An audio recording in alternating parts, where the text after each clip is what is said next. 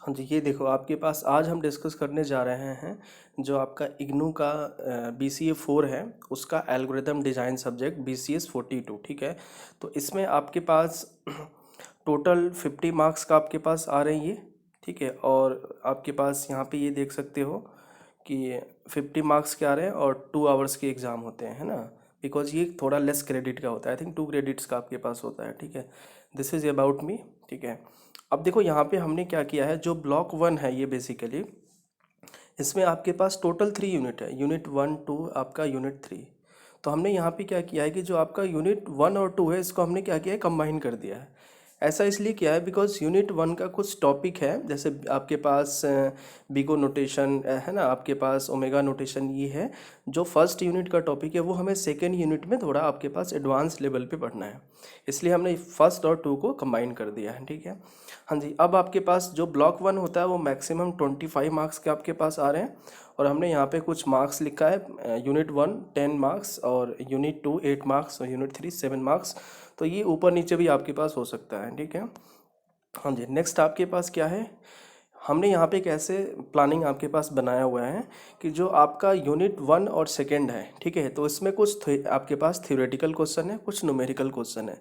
तो फर्स्ट हम थ्योरेटिकल आपके पास डिस्कस करेंगे, फिर आपके पास न्यूमेरिकल क्वेश्चन डिस्कस करेंगे। ठीक है, तो इसमें जो फर्स्ट क्वेश्चन आता है कि what is the algorithm, explain the time and space complexity. ठीक है, तो आपके पास ये देखो, किसी भी प्रॉब्लम को सॉल्व करने के लिए मल्टीपल एल्गोरिदम होता है, उसमें हमें बेस्ट एल्गोरिदम को चॉइस करना है। ठीक है, तो आपके पास एल्गोरिदम का बेसिकली आपके पास रूल्स वगैरह भी होते हैं। ठीक है, तो यहाँ पे आपके पास ये क्या कर सकते हो, है ना, जैसे टाइम कॉम्प्लेक्सिटी स्पेस कॉम्प्लेक्सिटी दिया हुआ, इसका मतलब ये होता है कि किसी भी, है ना, एल्गोरिदम में हमें चाहिए मिनिमम टाइम और मिनिमम स्पेस। जैसे आप प्ले स्टोर पे जाते हो तो हमारी रिक्वायरमेंट क्या होता है कि, है ना, ऐसा ऐप मुझे, है ना, चाहिए जहाँ पे आपके पास स्पेस कम हो और टाइम भी आपके पास कम लगे। ठीक है, सेकेंड पॉइंट आपके पास क्या है कि एसिम्प्टोटिक आपके पास नोटेशन है। ये बेसिकली क्या होता है कि किसी भी प्रॉब्लम को सॉल्व करने के लिए आपके पास एल्गोरिदम आ गया। ठीक है, तो उस एल्गोरिदम को आपके पास सॉल्व करने के लिए ना, मैथमेटिकली सॉल्व करने के लिए कि वो एल्गोरिदम कितना टाइम कंज्यूम कर रहा है।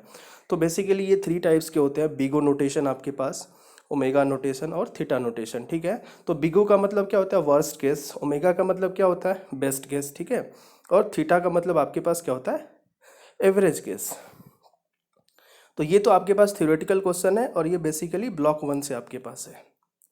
ठीक है, हाँ जी। नेक्स्ट आपके पास हम बात कर रहे हैं कि जो आपका न्यूमेरिकल आपके पास क्वेश्चन पूछे जाते हैं। ठीक है, तो इसको हमने बेसिकली 4 कैटेगरी में डिवाइड किया है, टाइप 1 टाइप 2 टाइप 3 टाइप 4। ठीक है, टाइप 1 में हमने बोला है कि आपके पास जैसे कुछ फंक्शन होता है ना, इंक्रीजिंग आपके पास ऑर्डर, है ना, यानी किसी भी प्रॉब्लम को सॉल्व करने के लिए, है ना, कितना आपके पास मैक्सिमम टाइम लग रहा है आपके पास। ठीक है, तो अगर मैं इस सोल्यूशन की आपके पास बात करूँ तो ऑर्डर ऑफ एन फर्स्ट होगा आपके पास, है ना, लास्ट कौन सा होगा, ऑर्डर ऑफ 2n।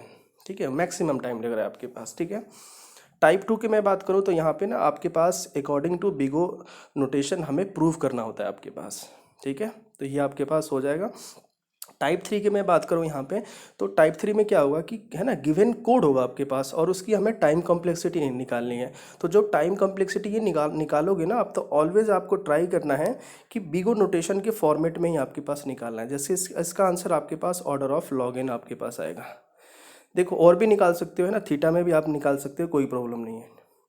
हाँ जी, लास्ट इसका आपके पास है रिकर्सिव आपके पास रिलेशन। ठीक है, तो रिकर्सिव रिलेशन क्या होता है कि अगर रिकर्सिव एल्गोरिदम को सॉल्व करने के लिए रिकर्सिव रिलेशन चाहिए होता है। ठीक है, जैसे आपके पास बेसिकली ये 3 टाइप्स के होते हैं, है ना, सब्स्टिट्यूशन मेथड, ठीक है, या फिर आइट्रेशन मेथड, रिकर्सिव ट्री और मास्टर थ्योरम। ठीक है, तो ऐसे क्वेश्चन आपके पूछे गए हैं ऐसे एग्जाम में, मोस्टली मास्टर थ्योरम और रिकर्सिव जो ट्री आपके एग्जाम में पूछा गया है। ठीक है, हाँ जी। लास्ट हम बात करेंगे, जो लास्ट आपका यूनिट है यूनिट 3 आपके पास। ठीक है, तो यूनिट 3 में आपके पास बेसिकली ये है।